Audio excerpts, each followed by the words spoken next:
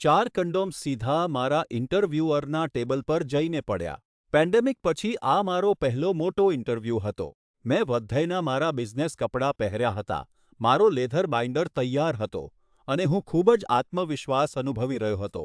હું બેઠો વાતો કરવા લાગ્યો અને પછી પૂરા આત્મવિશ્વાસ સાથે મેં મારી બેગમાંથી મારું પોર્ટફોલિયો બહાર કાઢ્યું. બસ ત્યારે જ એ થયું. એક નહીં બે નહીં પણ 4 પેક કરેલા કન્ડોમ્સ મારી બેગમાંથી બહાર નીકળીને ટેબલ પર આમતેમ વિખરાઈ ગયા. હું તેને ઝડપવા માટે ઉતાવળ કરી પણ નુકસાન તો થઈ ચૂક્યું હતું.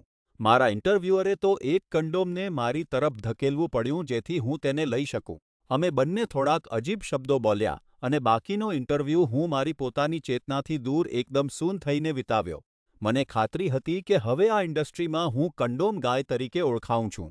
પણ પછી જે અશક્ય હતું તે થયું, મને નોકરી મળી ગઈ. થોડા અઠવાડિયા પછી કંપનીના હેપ્પી અવરમાં મેં આ ભયાનક ઘટના વિશે મારી બોસને કબૂલાત કરી. તે એટલી જોરથી હસવા લાગી કે તેને બેસવું પડ્યું. ખબર પડી કે તેને તો કન્ડોમ્સ વિશે બહુ કંઈ યાદ જ નહોતું. કેમ? કારણ કે જેટલી વાર અમે વાત કરી રહ્યા હતા તેની આગળની દાંત પર લાલ લિપસ્ટિકના ડાઘા લાગેલા હતા. હું કન્ડોમ્સને કારણે શરમાઈ રહ્યો હતો અને તે તેના દાંતને કારણે શરમાણી રહી હતી.